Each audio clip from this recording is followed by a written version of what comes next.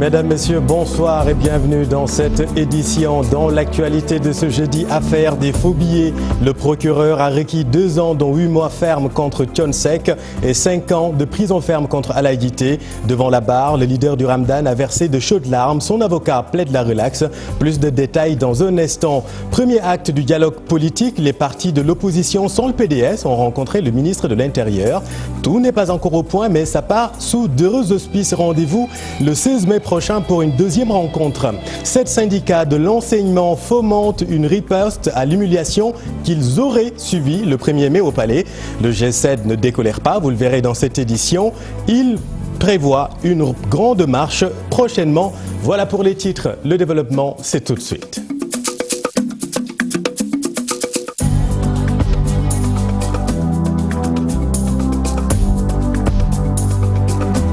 2 ans, dont 8 mois ferme contre Thione Seck et 5 ans de prison ferme contre Alaa Djité, c'est le réquisitoire du procureur dans l'affaire des faux billets de banque impliquant le chanteur. Son avocat a plaidé la relaxe et la restitution des 34 millions emportés lors de la perquisition chez le leader du Ramadan, suivant son avocat Maître Ousmane Seye. Nous avons démontré qu'il n'y avait pas de faux billets, qu'il y avait des papiers et des cridex dans le sac et que nous avons démontré que c'est Thione Seck qui est victime dans cette affaire. On lui a soutiré de l'argent, il est tombé dans une pièce. En outre, j'ai démontré aussi qu'il y avait un complot. J'ai rappelé tout ce qui s'est passé. C'est Alaa Djité qui est poursuivi en même temps que Thione Seck, qui dit que quand les gendarmes l'amenaient chez Thione Seck, il avait déjà trouvé la presse qui était sur place. Ce sont les gendarmes aussi qui ont déclaré, sans ouvrir le sac qui contenait l'argent, le montant des coupures de faux billets, 45 milliards je crois. Et quand Thione Seck a dit qu'il était victime du complot, il avait raison. Aujourd'hui devant le tribunal, ni le procureur, ni la partie civile, qui n'en était pas une d'ailleurs, parce que la BCEAO n'avait rien à faire dans cette affaire. Nous avons même formulé une demande conventionnelle pour que sa constitution partie civile soit déclarée irrecevable et qu'elle soit condamnée à nous payer le franc symbolique. Ces avocats-là n'ont pu asseoir quelque délit que ce soit contre Thione Seck. Ce sont même les avocats de la partie civile qui ont réfuté le blanchiment d'argent, qui ont réfuté la contrefaçon et la falsification de billets de signes monétaires. Rappelez que dans cette affaire, la BCEAO s'est constituée partie civile. Thione Seck et Alaa Djité sont poursuivis pour association de malfaiteurs, altération de signes monétaires, tentative d'escroquerie et blanchiment. Le délibéré est fixé le 23 mai prochain. Et puis, toujours dans le chapitre judiciaire, dans l'affaire Omar Watt, le militaire français écope de 2 ans de prison, dont 18 mois de probation pour coups et blessures volontaires, ayant entraîné une incapacité temporaire de travail de 60 jours, ayant purgé sa peine de prison, 6 mois sur les 24. Le militaire français est donc libre. Rappelez que les faits remontent au mois de septembre dernier. Dans une discothèque, le soldat français avait tabassé le jeune Omar Watt, le plongeant dans le coma pendant quelques jours. Parlons politique à présent. Aly Ngouille Ndiaye a rencontré ce matin les acteurs politiques et la société civile en vue de définir les termes de référence du dialogue politique. Plusieurs formations étaient présentes, sauf le Parti démocratique sénégalais. Une autre rencontre est prévue le 16 mai prochain. Alassane Ba. Le dialogue politique prend forme. Un avant-projet de termes de référence mis à la disposition des acteurs politiques, des questions essentielles à débattre. Objectif, aboutir à un processus électoral plus consensuel. Comme nous avons l'habitude de le faire, nous voulons aussi discuter avec l'ensemble des acteurs pour évaluer les élections présidentielles. De l'évaluation de ces élections, certainement pourront sortir certaines dispositions qui peuvent être relatives au code électoral. On venait d'expérimenter pour la première fois le parrainage. Chacun a son opinion sur ça. Les pôles ont une semaine pour venir avec des propositions. Aly Ngouille Ndiaye invite les acteurs à bannir la politique de la chaise vide pour ainsi répondre au communiqué du Parti démocratique sénégalais. Ce que je peux moi concevoir, c'est que le PDS a fait effectivement une déclaration disant qu'ils ne participent pas parce que je suis là. Et puisque je suis encore là, ils ne participeront pas. Si c'est la seule raison. Mais je pense quand même que dans l'intérêt du pays, ils doivent venir participer. Comme j'ai dit, si vous ne participez pas, votre préoccupation ne sera pas prise en compte, elle ne sera pas défendue, tout simplement. Je pense qu'ils peuvent venir participer et dans cette participation, récuser le ministre de l'Intérieur. Parce que le ministre de l'Intérieur lui-même ne dirige pas les débats. Les locales prévues le 1er décembre prochain, le ministre de l'Intérieur estime que le temps est favorable au respect de la date retenue. Si on est raisonnable, c'est possible, mais ça dépend simplement. Vous savez, on peut même avoir le temps, mais décider que pour plusieurs raisons, on voudrait le faire après. Mais ça, c'est juste, c'est pourquoi d'ailleurs, nous ne sommes pas venus pour dire on reporte les élections. À la date d'aujourd'hui, les élections sont encore maintenues au 1er décembre. Plusieurs acteurs politiques ont fait le déplacement. Des vœux exprimés, le ministre reste ouvert. Tous souhaitent un dialogue franc et sincère. Le secrétaire général d'Andé Diouf PADS présent à cette rencontre trouve pour le moment les propositions du ministre de l'Intérieur intéressantes. L'avant-projet répond à leurs attentes. Cependant, il estime que les modérateurs devront être des personnalités vraiment neutres. Mamadou Diop Decroix. Pour ma part, pour ce qui concerne notre parti, que c'est une indication intéressante. Naturellement, ce ne sont pas les seules questions qui nous intéressent, il y en a d'autres, mais naturellement aussi, et le plus important, c'est comment traiter ces questions. Et là-dessus, le problème des modérateurs qui seraient des personnalités indépendantes, des personnalités, je dis bien indépendantes, c'est-à-dire des gens capables de dire au pouvoir, au président Macky Sall, ce n'est pas ça. Mais capable aussi de dire à l'opposition, ce n'est pas ça. Ce sont des personnalités comme ça dont nous avons besoin. Elles existent dans le pays. Naturellement, le ministère de l'Intérieur jouerait un rôle important, comme ça a toujours été le cas. Nous avons combattu. Depuis 2014, les règles consensuelles ont été sabotées par le régime en place. Si aujourd'hui la volonté de se retrouver est exprimée, bon, nous avons le devoir d'explorer cette volonté-là. Bien entendu, si en cours de route nous nous apercevons que c'est du dilatoire ou que on cherche à nous rouler dans la farine, nous le dirons aux Sénégalais et nous partirons. Le Parti démocratique sénégalais s'est très tôt en tout cas démarqué de cette concertation menée par le ministre Aly Ngouille Ndiaye, le ministre de l'Intérieur. Pour les libéraux, il y a des préalables au dialogue. D'abord, la libération de Karim Wade et celle de Khalifa Sall. Suivant à ce propos, Cheikh Tidiane Seck, membre du PDS. Donc si nous ne prenons pas part à ces concertations, comme vous l'avez appelé, c'est parce que les conditions d'une concertation réelle, objective, et d'une concertation qui va dans l'intérêt du peuple sénégalais ne sont pas réunies. Parmi ces conditions, comme vous le savez, nous avons dénoncé le processus électoral, nous avons dénoncé l'arrestation de certains leaders politiques, Karim Wade et Khalifa Sall, ce qui a conduit à des élections législatives, à des élections présidentielles qui n'ont pas rassemblé tous les potentiels candidats. Le président Wade, il propose, et nous l'avons toujours proposé depuis des années, une personnalité neutre, consensuelle, en qui tout le monde a confiance pour diriger ces dialogues et avoir la garantie que ce qui sortira de ce dialogue sera appliqué par le président de la République et non pas choisir ce qui l'arrange et laisser ce qui ne l'arrange pas pour parler de dialogue. Donc véritablement, nous pensons que le président Macky Sall n'est pas prêt pour dialoguer sérieusement avec son opposition.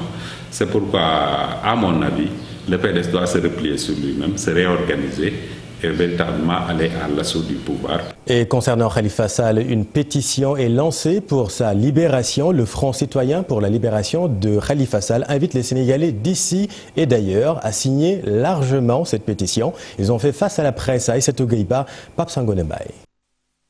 Les membres du Parti socialiste et le Front citoyen pour la libération de l'otage politique Khalifa Ababacar Sall ne lâchent pas l'affaire. Ils vont lancer des pétitions pour réclamer la libération de leur leader politique. Un format jugé très judicieux pour mener à bien le combat entamé depuis longtemps. Cette pétition nationale, on veut faire porter ce combat aux citoyens pour faire comprendre aux Sénégalais qui est vraiment Khalifa Ababacar Sall. Parce que quand il était le maire de Dakar en 2009, c'est par la satisfaction et par ses réalisations, par ce qu'il faisait, donc sans pour autant tenir compte des calculs et des colorations politiques. C'est pour cela qu'il est victime, que nous allons dire aux citoyens maintenant de se réveiller et de porter ce combat et de signer cette pétition qui est leur droit pour dire au président de la République, vraiment nous avons vu avant-hier qu'il a gracié des vendeurs illicites de médicaments, des trafiquants de médicaments qui ont fait détourner des milliards. Ces personnes ont bénéficié de sa grâce et pendant ce temps, nous avons vu Khalifa Ababacar Sall qui, depuis 1983, député du Sénégal, maire en 1993, Khalifa doublement reconduit à la ville de Dakar, Khalifa Ababacar Sall sur le plan international à Free City. Ils invitent les Sénégalais d'ici et d'ailleurs à signer ces pétitions pour sortir Khalifa Sall de prison. Nous visons tous les citoyens, y compris le président de la République, qui a eu à bénéficier parfois de certaines largesses de l'ancien maire et même de sa famille politique, qui auparavant, quand il chômait, c'est Khalifa qui les a recrutés. Nous ciblons tout le monde, même les maires qui ont quitté la barque en utilisant la coloration de Khalifa. Ce président, il conjugue tous les trois pouvoirs pour combattre quelqu'un. Ces personnes, et actuellement, les gens n'ont plus les moyens pour aller faire face à ce régime. Quant à l'appel au dialogue politique initié par le chef de l'État, ce front citoyen invite l'opposition au boycott. Et puis en marge de la rencontre avec les partis politiques, Aly Ngouille Ndiaye a réagi sur l'information selon laquelle ses pouvoirs seraient renforcés par le chef de l'État, pouvoir lui conférant désormais une mainmise sur la gendarmerie en matière de police administrative et de maintien de l'ordre. Alors ce qu'il faut préciser, c'est que le ministère des Forces armées a toujours été la tutelle de la gendarmerie, même si le ministre de l'Intérieur peut mobiliser les gendarmes au besoin. Et donc, pour Aly Ngouille Ndiaye, il n'y a rien de nouveau sous le soleil. Malheureusement, dans ce pays, quand on tient une information, on pense qu'on a une exclusivité, on essaie de la développer, il n'y a rien de nouveau. Ce pouvoir-là, moi je l'ai trouvé ici. Et peut-être mon prédécesseur l'avait, son prédécesseur l'avait.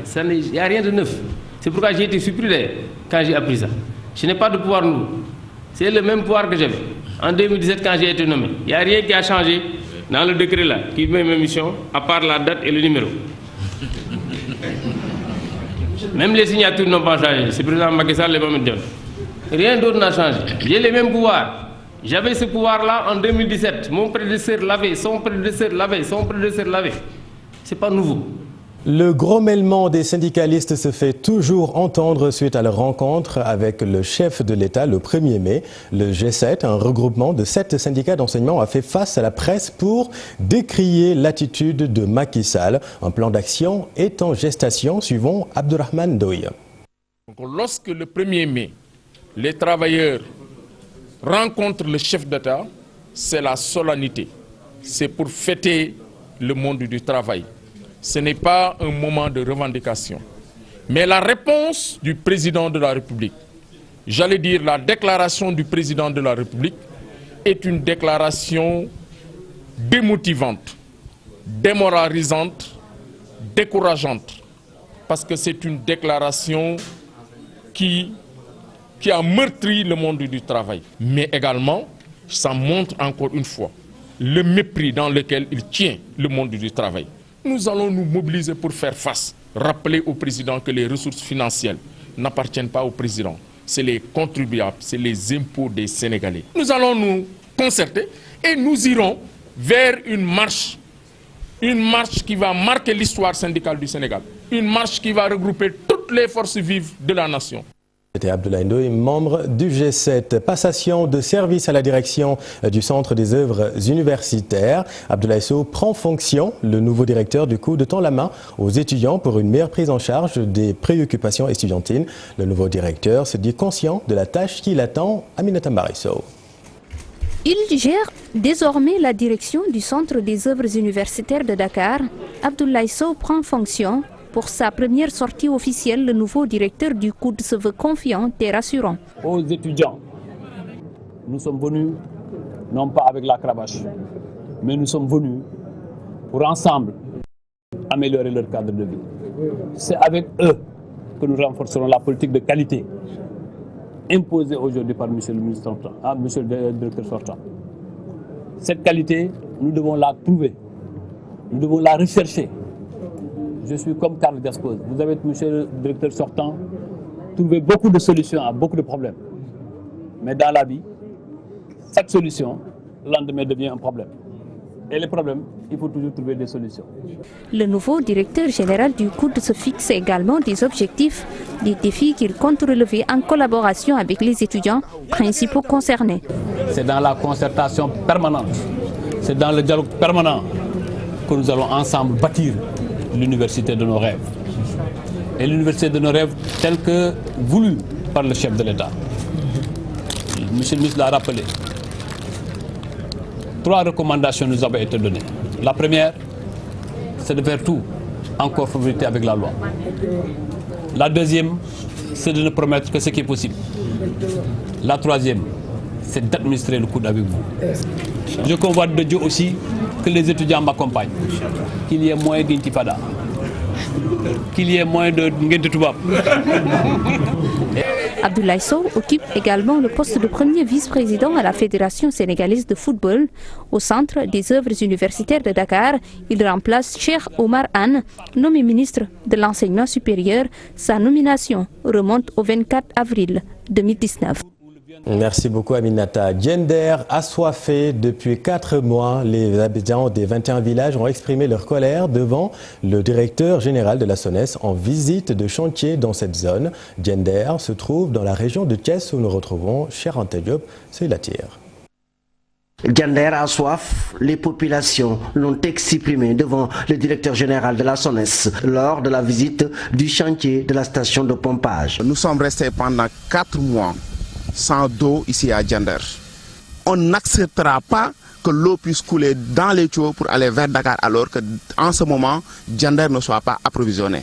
Le directeur général de la SONES, d'une manière très diplomatique, tempère les ardeurs et annonce que des mesures importantes sont prises pour prendre en charge les préoccupations des populations. L'État également envisage le raccordement de la commune de Gender à cet ouvrage que vous voyez, surtout au niveau de notre 7e forage. Au terme des travaux de construction de la nouvelle usine de Keur Massar, Dakar aura éventuellement plus besoin de ces infrastructures qui sont construites ici à Bayar. Et ces infrastructures vont être exclusivement dédiées à ces localités de Gender, de Djadem, de Bayar, de Golam, de Nyar Mourit, Nyar Kikeigan.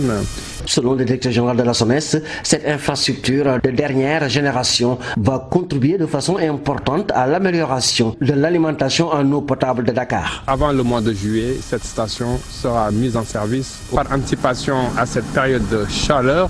Auparavant, le directeur général de la SONES avait visité la station de pompage de Bayar et de Djedem. Et puis zoom sur le village de Mbane, dans la région de Saint-Louis. Les populations sont confrontées à plusieurs difficultés sanitaires liées à la bilharziose, au manque de pistes de production.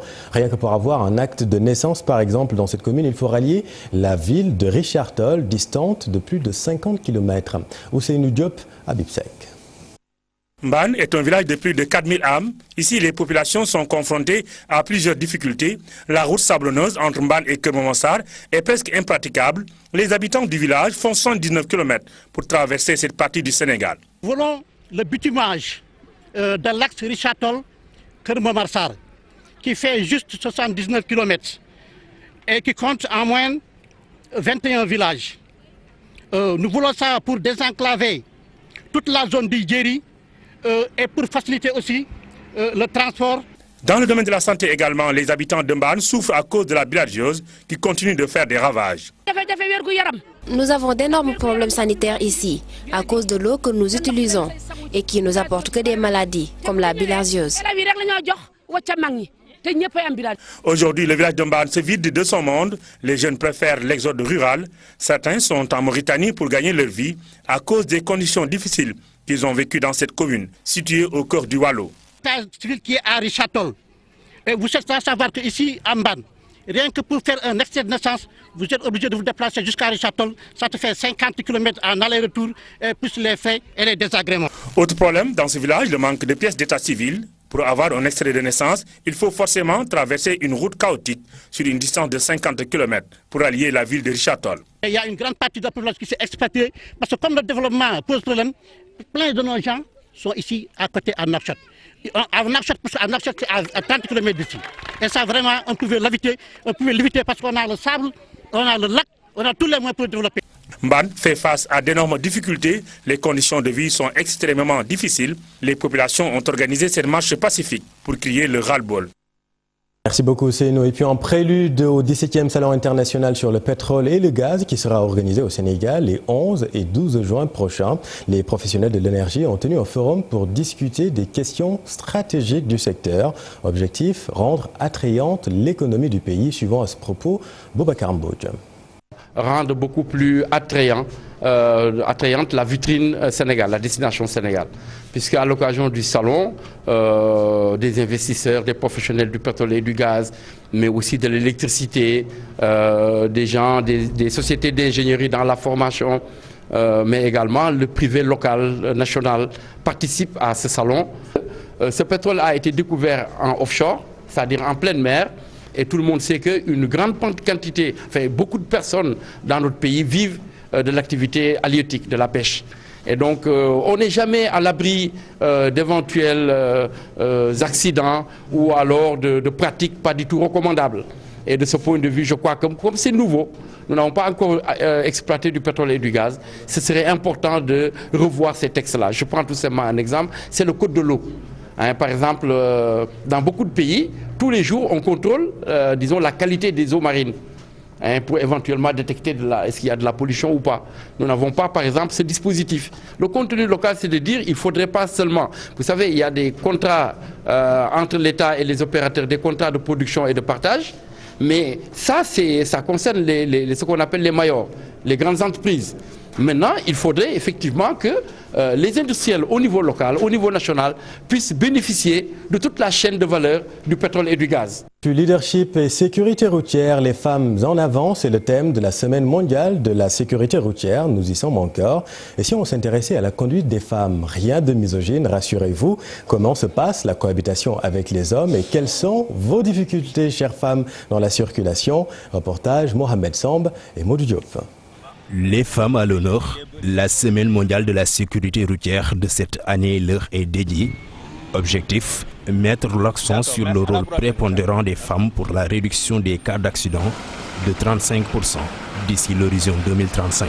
C'est une bonne chose et je demande à ce qu'on nous donne la priorité surtout en tant que femmes. Ça nous ferait plaisir. Oui, surtout les taximans là. Nous nous réjouissons de cette semaine qui nous est dédiée. Mais il ne faudrait pas non plus que ce soit un simple slogan. Parce que nous, les femmes, nous jouons notre rôle. Le rôle, c'est quoi? C'est nous respectons. Parce que la circulation obéit à des règles, à un code. Il y a un code de conduite qui est régi par des textes. Nous, les femmes, nous nous évertuons, nous nous efforçons à le respecter. Généralement, tous les accidents où les femmes sont impliquées, ils en sont victimes. Les femmes éprouvent souvent d'énormes difficultés dans la circulation. À mon avis, s'il y avait un policier pour régler la circulation, ça nous ferait plaisir. Parce que chaque jour, j'arrive en retard et ça me fait mal. Au niveau du confort? Oui. Que chacune prenne sa ligne et qu'on laisse passer ceux qui doivent aller à Yoff. Surtout les chauffeurs qui détiennent les véhicules de poids lourds, les bus, les tatas, les ndiaganja et les camions. Quand ils voient une femme au volant, ils font comme si ils viennent nous apeurer. Et ça peut créer des incidents. Il urge alors de l'avis de ces femmes de prendre des mesures idoines face à la situation. Si on faisait repasser le permis à l'ensemble des détenteurs pour leur faire accéder au nouveau permis de conduire, tous les chauffeurs seraient identifiés. Et à l'issue de cela, maintenant, qu'on les mette à l'école carrément, qu'on les mette à l'école de l'apprentissage du code de la route, qu'on les mette à l'école de l'apprentissage de la conduite, et avant de leur remettre les permis. La sécurité routière au centre des préoccupations des femmes, la circulation au Sénégal connaît à tout bout de champ des risques énormes.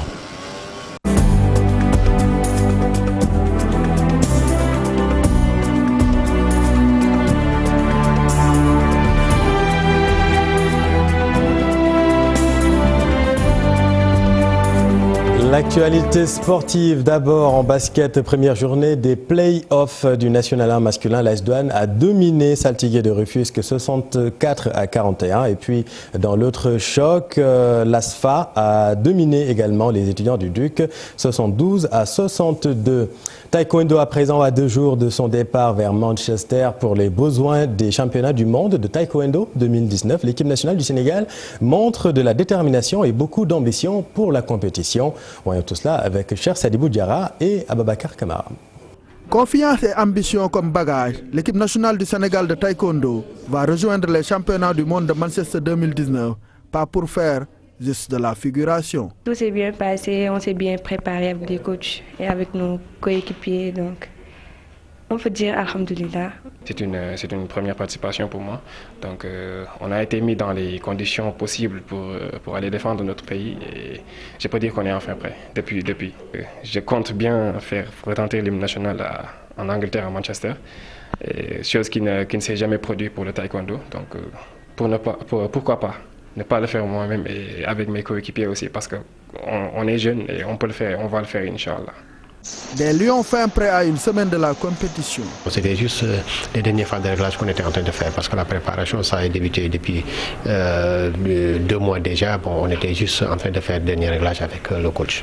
À Manchester, le Sénégal ne s'attend pas à une partie de plaisir. Le top 5 du classement des nations est l'objectif. C'est les champions du monde qui sont les derniers tournants vers les qualifications des JO. Il faut reconnaître que les grandes équipes sont là, les meilleurs athlètes vont se regrouper. Bon, mais parce que chacun vraiment va essayer vraiment de tirer le meilleur parti du jeu.